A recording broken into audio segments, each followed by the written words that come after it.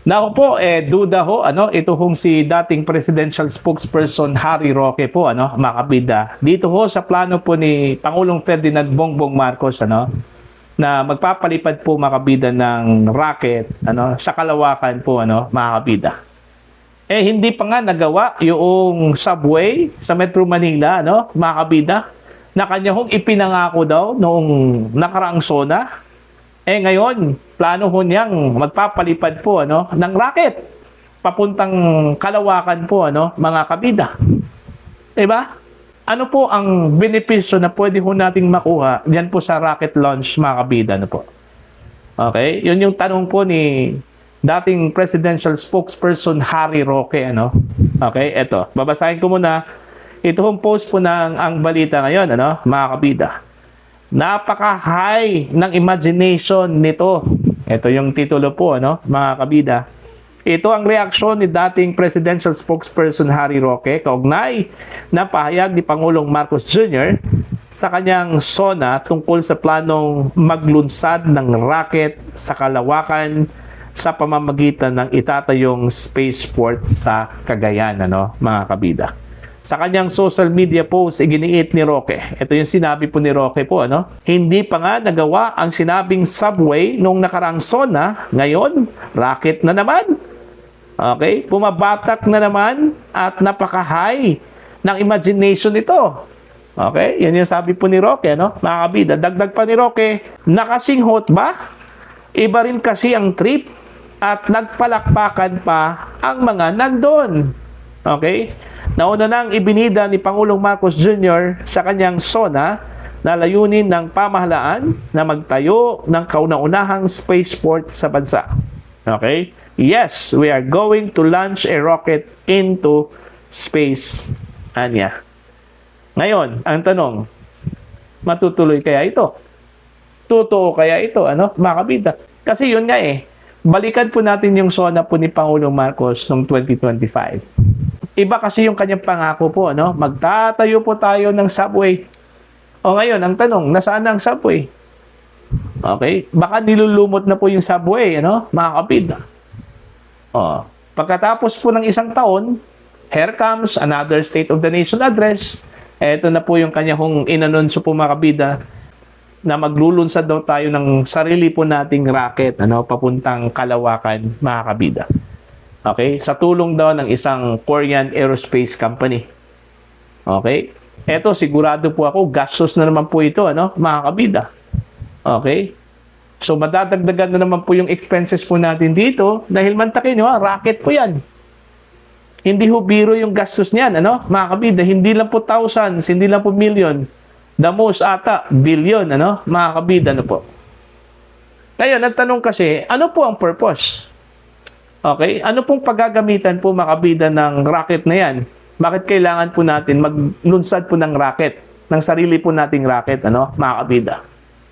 Kung tutuusin, ang dami pa pong problema po, na kinakaharap po ng mga Pilipino po, mga kabida sa ngayon, na mas kailangan po, mga kabida, Like for example, paano ho i-subsidize itong patuloy na pagtaas po ng presyo ng mga produktong petrolyo, mga kabida, halos linggo-linggo po.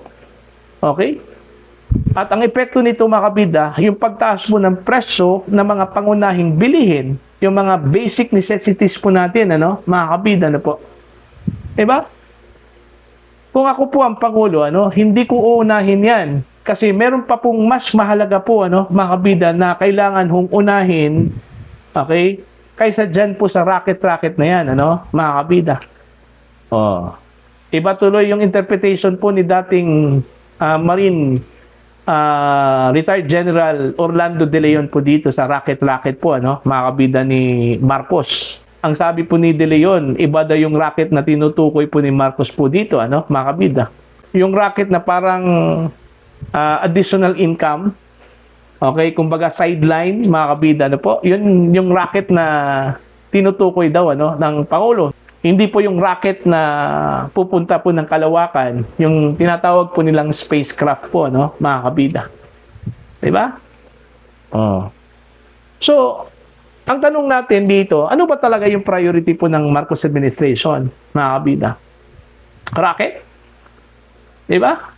Anong gusto ko nating mensahe na iparating po sa international community? Na makapangyarihan po ang Pilipinas.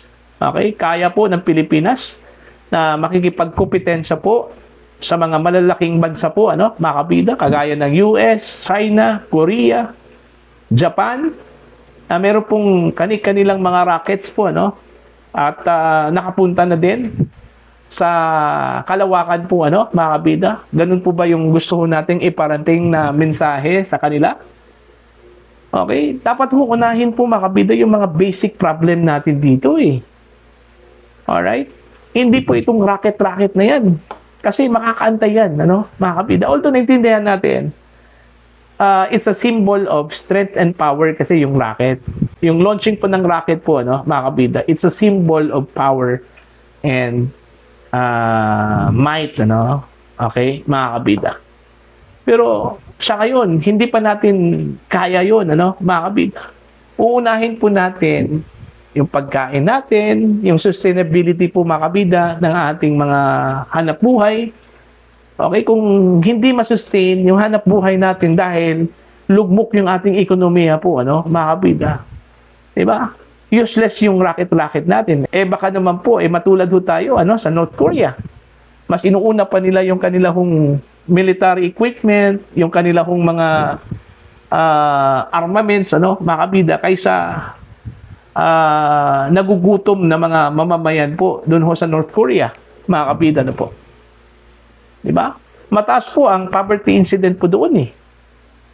Okay? Dahil mas inuuna po, pinaprioritize po ng gobyerno nila yung armaments, okay? Kaysa dito ho sa pagkain po, mga kabida, ng kanilang mamamayan. Baka matulad ho tayo dyan, mga kabida, dahil mas inuuna po natin itong hindi naman po importante, okay? Kaysa pagkain, kaysa sustainability po ng trabaho, okay? At of course, sustainability po ng ating ekonomiya po, mga kabida. So, yun. Nangangamba po si Roque. Duda ho si Roque dito na baka naman po, budol na naman po ito.